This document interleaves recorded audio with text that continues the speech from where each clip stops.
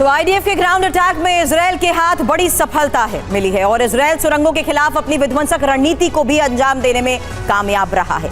सुरंगों तक समुद्र का पानी पहुंचा दिया गया है। हमास की सुरंगों में समुद्री पानी भर रहा है और हमास के ताबूत में अंतिम कील ठोकी जा रही है। इजरायल हमास युद्ध सिर्फ मध्य पूर्व को ही प्रभावित नहीं कर रहा, बल्कि इसका असर यूरोप तक हो रहा है और गाजा से उपजे सेंटिमेंट यूरोप को परेशान किए हुए हैं।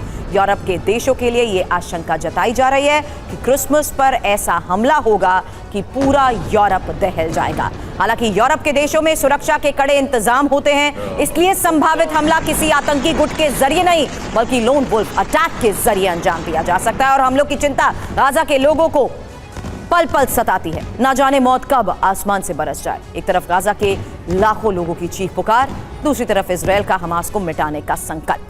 आईडीएफ आज ये ऐलान कर चुका है, युद्ध अब तीसरे दौर में प्रवेश कर चुका है। तीसरे चरण का युद्ध पहले से कहीं ज्यादा खतरनाक और विध्वंसक होगा।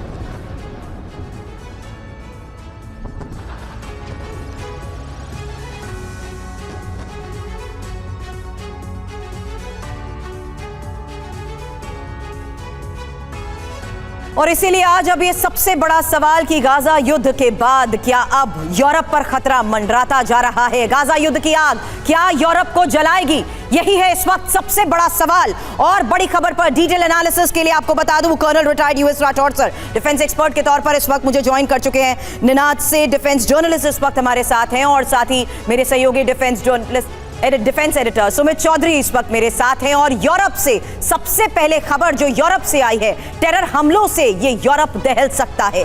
आखिर क्यों? बड़ी खबर, क्योंकि इजरायल हमास युद्ध का यूरोप पर आतंक और यूरोप में हो सकते हैं भीषण आतंकी हमले। हालांकि क्रिसमस के मौके पर हमले को लेकर खबर बड़ी है और क्रिसमस के मौके पर ज्यादा बड़ा खतरा आखिर कैसे मंडरा रहा है, क्योंकि खबर सामने आई है कि आखिर किस तरीके से इजरायल हमास युद्ध का ये असर अब यूरोप पर भी पड़ सकता है। हालांकि महत्वपूर्ण यह है कि युद्ध से अरब जगत में खासी नाराजगी है और इसी के बाद यूरोपीय यूनियन की आंतरिक मामलों की कमिश्नर यूल्वा जॉनसन ने इसकी आशंका जताई है कि इस बार क्रिसमस के मौके पर यूरोप के किसी बड़े शहर में आतंकवादी हमला हो सकता है। यह आतंकवादी हमला पहले से ज्यादा भीषण हो सकता है और आशंका तो यह जताई गई है हमले लोन वुल्फ अटैक हो सकते हैं। जश्न के मौके पर कोई संदिग्ध भारी हथियारों से हमले को अंजाम दे सकता है। आशंका यह भी कि इससे बड़े पैमाने पर नुकसान हो सकता है। और यूरोप में आतंकी हमले की चेतावनी यूरोपियन यूनियन की आंतरिक मामलों की कमिश्नर यूल्वा जॉनसन ने दी है। सुनिए उनकी तरफ से क्या कहा गया। यूल्वा जॉनसन की वो बात जिसमें वो कह रही हैं कि पूरे यूरोप को इस क्रिसमस पर अतिरिक्त सतर्कता बरतनी चाहिए। With the war between Israel and Hamas and the polarization it causes in our society, with the upcoming holiday season, there is a huge risk of terrorist attacks in the European Union. We saw recently in Paris, unfortunately we have seen it earlier as well. We will now make available additional 30 million euros for protection of, for example, places of worship in this situation. आपको हम बताते हैं आखिर कैसे Israel Hamas युद्ध से Europe में खतरा पैदा हो गया है और इस खतरे की आशंका कैसे अब जताई गई है, क्योंकि खतरे के आलाम को देखते हुए यूरोप से ये जो बड़ी खबर आ रही है, इस पर चर्चा से पहले जानिए कैसे पिछले हफ्ते पेरिस में ही जर्मन टूरिस्ट पर हमले को लेकर खबर आई थी। ये हमला किसने किया था? आईएस से जुड़े संदिग्ध को लेकर इन्वेस्टिगेशन के बाद बड़ा खुलासा हुआ। हालांकि यूरोप को अलर्ट किसने किया है? यूरोपीय संघ के गृह मामलों के आयुक्त ने। और चेतावनी कैसे मिली है? पेरिस की घटना का विश्लेषण किया गया है। हमला कर कौन सकता है, यही सबसे बड़ा सवाल है, क्योंकि चरमपंथी विचारधारा से प्रभावित लोगों को देखते हुए यह बड़ा अलर्ट जारी किया गया है। और कैसे हमले की आशंका? Lone wolf attack. आखिर लोन वुल्फ अटैक का ये मतलब क्या है? निनाद, सबसे पहले आपसे समझना चाहूंगी, क्योंकि ये जो बयान आपने सुना उसमें ये साफ तौर पर कहा गया, with the war between Israel and Hamas and the polarisation it causes in our society. और क्रिसमस सीजन को देखते हुए इस खतरे की बात कही गई है। देखिए, ये एक रियल एंड प्रेजेंट डेंजर है यूरोप ने पिछले 10 साल में बहुत सारे नकली, मैं हज़ारों शायद लाखों नकली शरणार्थी रखे हुए हैं जो 3 तरह के हमले कर सकते हैं। उनमें से जो कुछ लोग हैं, संदिग्ध लोग जो हैं, एक तो जैसे आपने बताया लोन वुल्फ अटैक, कि एक ही बंदा बंदूक उठाए और 10 किसी बिजी स्ट्रीट पर जाके एक अटैक करे। दूसरा हो सकता है जिसे अंग्रेजी में स्लीपिंग सेल्स कहते हैं, जो ऑर्गेनाइज सेल्स होते हैं, जो चुपचाप 10-15 लोगों के गुट होते हैं, जो आवाज नहीं करते पर अचानक हमला करते हैं। और तीसरा हमला मिडिल ईस्ट से डायरेक्टली आ सकता है, एक बड़ा इस्लामिक अटैक, जिसमें यूरोप अभी आपने बोला कि यूरोप में काफी अच्छी सिक्योरिटी होती है, वो होती है सिग्नल्स इंटेलिजेंस। फोन पे बात को टैप कर सकते हैं, कंप्यूटर पे कर सकते हैं, पर इस तरह के हमले में जहां आपके अंदर से ही हमला आ रहा है, आपके अंदर ही लोग रह रहे हैं, उसमें ह्यूमन इंटेलिजेंस की जरूरत होती है, और वो इतना आसान नहीं होता। तो मेरे को लगता है यूरोप में नहीं, मैक्सिकन बॉर्डर से अमेरिका पे और भारत तक में इस तरह का खतरा इस बार बड़ी बात आप यहां पर कह रहे हैं, बिल्कुल बड़ी बात आप यहां पर कह रहे हैं। लेकिन इस बीच एक और सबसे बड़ी खबर सामने आई है, जहां हमास की ओर से रिहा किए गए बंधकों को लेकर यह खबर बड़ी है, क्योंकि हमास ने बंधकों को छोड़ने से पहले ड्रग्स दिए। आपको बता दें, बंधकों पर ट्रैंकुलाइज का इस्तेमाल किया गया है और रिहा होने वाले बंधकों को हंसता हुआ दिखाने के लिए इस तरीके से उन्हें ट्रैंकुलाइज किया गया है। हालांकि यरूशलेम पोस्ट के हवाले से जो खबर आई है, बड़ी खबर है। हमास ने बंधकों को खुश दिखाने के लिए, उन्हें शांत करने के लिए उन्हें ट्रैंकुलाइज किया। पूरी खबर भी आपको बताते हैं, क्योंकि हमास ने बंधकों को लेकर इजराइल से समझौते के तहत अपनी कैद में रह रहे 105 बंधकों को अब तक रिहा किया है। इस दौरान उसने जो तस्वीरें जारी की, उसमें रिहा होते बंधक काफी खुश नजर आए। उनके हाव भाव जाहिर सी बात है मॉनिटर किए जा रहे थे, देखे जा रहे थे, ये जानते हुए कि हमास की बर्बरता का कितना असर इन बंधकों पर हुआ है। हालांकि हमास के लड़ाके उनसे हाथ मिलाते, खुशी खुशी से विदा करते हुए नजर आए। लेकिन इन तस्वीरों के पीछे इजराइल ने जो कहानी बताई है, वो बेहद चौंकाने वाली है। यरूशलेम पोस्ट के हवाले से यह खबर है कि हमास ने बंधकों को खुश दिखाने के लिए उन्हें बेहोश करके ड्रग्स दिए हैं। इजरायली स्वास्थ्य मंत्रालय के डॉक्टर हागा मिज़राही ने चौंकाने वाला खुलासा किया और कहा कि हमास ने बंधकों को रिहा करते समय उन्हें क्लोनेक्स जैसे ट्रैंकुलाइजर से बेहोश किया। बंधकों को धोखा देने के लिए उनके लेबल बदल दिए गए और विटामिन का लेबल उस पर लगा दिया गया था। हालांकि इंफॉर्मेशन यहां आपके सामने, क्योंकि हमास की इस प्रोपेगेंडा का मतलब समझना बहुत जरूरी है। हमास दुनिया को दिखाना चाहता था कि उनकी कैद में रह रहे बंधक खुश हैं। इजराइल की हेल्थ मिनिस्ट्री ने संसद में बताया कि जो हमास ने बंधक छोड़े, उन्हें रिहाई से पहले कैसे ड्रग्स दिए गए। दरअसल हमास ने अपनी कैद में रह रहे बंधकों को खतरनाक तरीके से टॉर्चर किया। कब्जे में बंधकों को भूखमरी का सामना करना पड़ा। उनके इलाज में भारी लापरवाही तो हुई, लेकिन रिहा करते समय उन्हें खुश दिखाने के लिए ड्रग्स का इस्तेमाल हुआ। इजरायली स्वास्थ्य मंत्रालय के ऑफिसर्स ने कहा कि कई बंधक गहरे सदमे में जरूर है, उन्हें इस हालात से निकालना भी मुश्किल काम है। इजरायल ने यह भी कहा कि इससे हमास के युद्ध अपराध के एक खतरनाक पैटर्न का भी पता चलता है। और यूएस राठौड़ सर, इसी हमले के दौरान सबसे पहले हमने ये चर्चा की थी कि ये जब मिलिटेंट्स अटैक देते हैं तो ये किस तरीके से लंबी लड़ाई की तैयारी की बात करते हैं। क्या जाहिर सी बात है ये आशंका इस बात को और इस खबर के सामने आने के बाद प्रूफ कर देती है कि कहीं ना कहीं कुछ ऐसे ड्रग्स का इस्तेमाल होता है या इन्हें ट्रैंकुलाइज किया जाता है, जो अब बंधकों के साथ भी किया गया। देखिए, ये बंधकों के साथ इसलिए किया कि वहाँ इंटरनेशनल मीडिया था, रेड क्रॉस था, जिनके सामने उनको रिलीज करना था। और वहाँ पर बिहेवियर अल्टरिंग ड्रग्स होती हैं, फील गुड फैक्टर वाली, आदमी हर चीज़ भूल करके खुश नज़र आता है।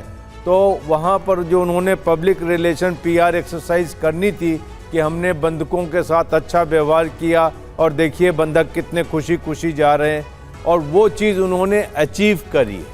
वहाँ पर ये चीज़ उन्होंने बंधकों के साथ, वैसे भी आदमी बंधक है, उसके साथ आप कुछ भी कर लें, आपको वो कुछ नहीं कर सकता जी। उन्होंने उनको रखा होगा, उनको दिया है बिहेवियर अल्टरिंग ड्रग्स, और उसके साथ इन्होंने ये किया। आपका दूसरा क्वेश्चन ये है कि जो ये लड़ाके हैं जिनको हमेशा कोई वुल्फ अटैक पे जा रहा है, फिदाइन अटैक पे जा रहा है, जी हाँ, ये लोग भी ड्रग्स लेते हैं। और ये ड्रग्स इसलिए लेते हैं कि फिर उन्हें जीने मरने का कुछ समझ में नहीं आता और उन्हें भूख प्यास नहीं लगती, और उसमें वो धुन में वो अपने अटैक को अंजाम देते हैं। ये हमने कश्मीर में भी देखा है, और ये हर जगह एक तरीके का ये एस्टैब्लिश्ड प्रैक्टिस है कि इन्हें ड्रग्स दी जाती हैं। तस्वीरें चौंकाने वाली जरूर है, क्योंकि इजरायल शायद दूसरा ऐसा देश है जो दुश्मनों के खिलाफ इस तरीके की टेक्निक को अपना रहा है। IDF के जवानों ने गाजा से लगे भूमध्य सागर में बड़े पाइप डाले हैं और मशीन के जरिए पानी को हमास की सुरंगों तक पहुंचाया जा रहा है। हालांकि इसके लिए कई मीटर की पाइप का इस्तेमाल किया गया है। आईडीएफ के इस ऑपरेशन से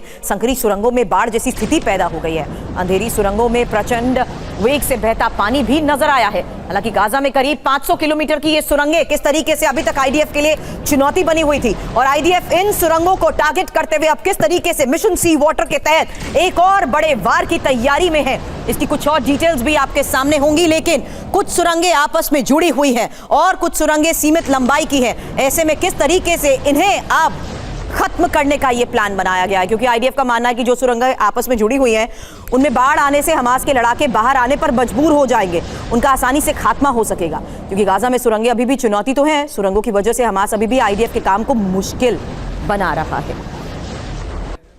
ऑपरेशन कैसे चल रहा है, डिटेल आपके सामने, क्योंकि सुरंग में ऑपरेशन सी वाटर को लेकर खबरें बड़ी हैं कि अभी तक हैवी पंप के जरिए सुरंगों तक पानी पहुंचाया गया है। समुद्र से सुरंग तक पाइप का कई मीटर का ये पूरा जाल है।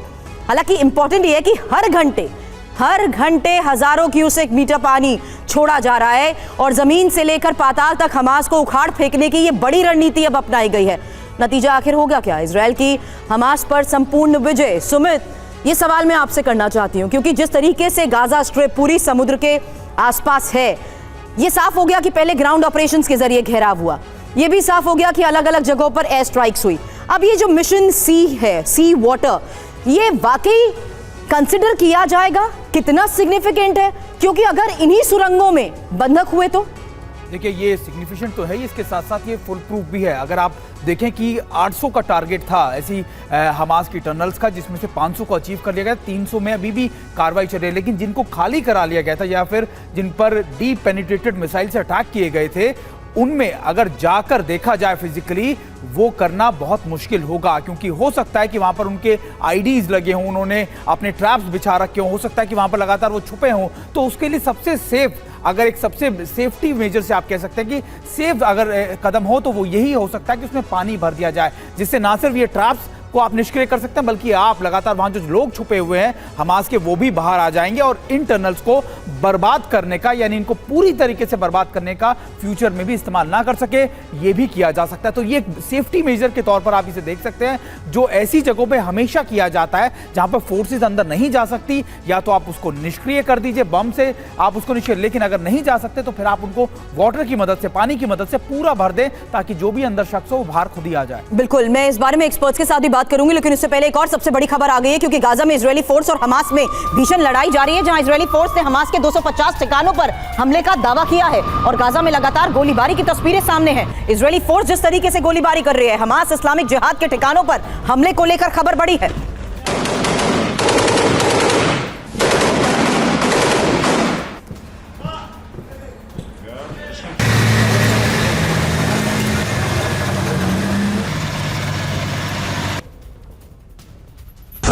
और खबर जहां इजरायली फोर्स ने अल्टीमेटम दिया है, आपको बता दें, जल्द से जल्द गाजा पट्टी छोड़ने को कहा गया है।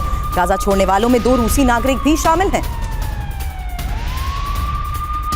सुमित, इस बारे में जानना समझना जरूरी है कि आखिर एक अनुमान के मुताबिक भी दावे क्या किए जा रहे हैं, कितने ऐसे लोग हैं जो अभी भी गाजा में हैं, और इस दौरान, हमले के दौरान 2 रूसी नागरिकों को छोड़ने का जो क्लियरेंस मिला है, इसका मतलब क्या है? देखिए, लगातार आपको याद होगा अमेरिका की तरफ से इंडिकेट किया गया है कि अब इजराइल के हमले और ज्यादा तेज होंगे और ज्यादा विध्वंसक होंगे। तो इसी वजह से अब दुनिया भर के देश जिनके नागरिक गाजा पट्टी में मौजूद हैं, या फिर वो लोग जो मेडिकल या फिर दूसरे प्रोफेशंस के अंदर है, जो इजिप्ट से लगते हुए जगहों पर काम कर रहे थे, वो सभी लोगों को निकालने की कोशिश की जा रही है। और ये पहला आप कह सकते हैं कि फेज होगा जहां पे 300 लोगों, जिसमें 2 रशियंस भी शामिल हैं, उनको निकालने की परमिशन उनको दे दी गई है। यानी अब बैचेस के अंदर इन लोगों को यहां से हटाया जाएगा। हर देश ये चाहता है, क्योंकि अब गाजा, साउथ गाजा एक ऐसा लगता था कि देखिए एक सेफ जोन है जहां पर सिविलियंस को टारगेट नहीं किया जाएगा और वहां पर रखे जा सकते हैं सिविलियंस को, लेकिन अब साउथ गाजा में भी जैसे ऑपरेशन बढ़ते जा रहे हैं, तो ऐसे में इजराइल को, या फिर आप कह सकते हैं कि बाकी देशों के लोगों को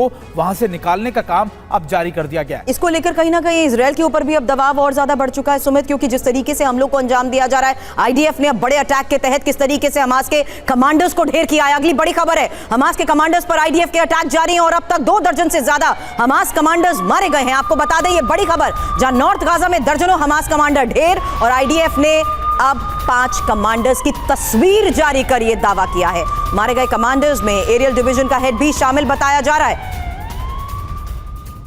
बताते हैं आपको, जिन कमांडर्स को आईडीएफ ने ढेर किया है वो हमास को कितनी मजबूती देते आए हैं और हमास की कमर किस तरीके से ये तस्वीर जारी करने के बाद तोड़ने की कोशिश की गई है। कौन कौन इसमें है? Sumit, I want you to join me here, क्योंकि जिस तरीके से अलग अलग जिम्मेदारी गाजा में ही कई तमाम लीडर्स ने संभाल रखी थी, उसमें आज नाम आ रहा है अहमद अल गंदूर का, जो कि मारा गया है। नॉर्दर्न ब्रिगेड का ये कमांडर बताया गया। असम अबू रखबा, जो कि हेड है एरियल डिवीजन का, यानी जो पैराग्लाइडर्स या जिस तरीके से ड्रोन और यूएवी के जरिए अटैक्स हो रहे थे, ये तमाम जिम्मेदारियां इसके पास थी। बटालियन कमांडर रफत सलमान के मारे जाने को लेकर खबर आई है। वेल रजब, डेप्यूटी नॉर्दर्न ब्रिगेड का कमांडर मारा गया है। वहीं इब्राहिम अल बियारी, जो कि सेंटर जबालियन बटालियन का कमांडर, उसे भी ढेर कर दिया गया। देखिए बिल्कुल सुरभि, इस तस्वीर में अगर आप देखें तो आपको 11 से 12 लोग नजर आ रहे होंगे, जिसमें 5 के मारे जाने की पुष्टि की गई है कि 5 कमांडर्स मार दिए गए। ये सारे ज्यादातर नॉर्दर्न कमांड के हैं, यानी नॉर्दर्न गाजा को 3 जगहों में बांटा गया था, जिसमें नॉर्दर्न कमांड है, नॉर्दर्न बटालियन है, इसके अलावा आपके जो सेंट्रल का कमांड रह सकते हैं, और उसके बाद साउथ। ये नॉर्दर्न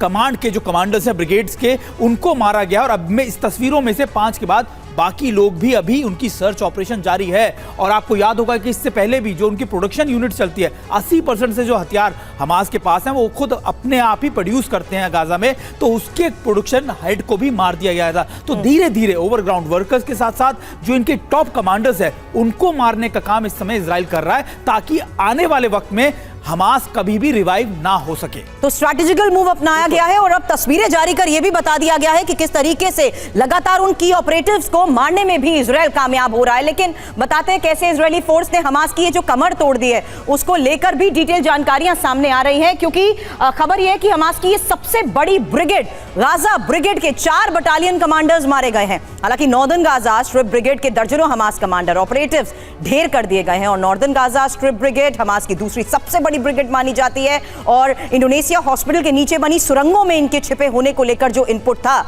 उसके बाद इस ऑपरेशन को अंजाम दिया गया है। लेकिन हमास के ठिकानों की नई तस्वीरें अब आपके सामने होंगी। इजरायली सेना ने हमास के ठिकानों की जो तस्वीरें जारी की हैं, इंफॉर्मेशन वॉल का रुख करते हुए, वही वीडियो फुटेज भी अब आपके सामने होगा। और उस वीडियो फुटेज के आधार पर निनाद मैं आपसे बात करना चाहूंगी, क्योंकि यह साफ हो चुका है कि किस तरीके से रिहायशी इलाकों में इन्होंने शरण ले रखी थी, चाहे वो छोटे बच्चों का स्कूल हो, लोगों के घर हो, या ये कहें कि बॉयज स्कूल, गर्ल्स स्कूल, ज्यादातर ऐसे इलाके जहां पर आम लोग रहते थे। यानी लोगों के घरों के बीच में हमास के लड़ाके बैठकर युद्ध की न सिर्फ तैयारी करते थे, हथियार बनाते थे, बल्कि हमलों को भी अंजाम देते थे। निनाद, देखिए हमारे वहाँ अगर आप देखें तो यूनाइटेड नेशंस के जो कन्वेंशन है, चाहे वियना कन्वेंशन हो या जिनेवा कन्वेंशन हो, तो कुछ नियम बनाए गए हैं वॉर के, पर वो सारे नियमों का उल्लंघन होते हुए हमने देखा। पहले जब ये हमास का अटैक हुआ, टेररिस्ट दरिंदगी हुई, और अब इजराइल में देख रहे हैं कि हर नियम का जो है उनको उल्लंघन कर रहे हैं। अब अगर आप स्कूल के अंदर रखेंगे,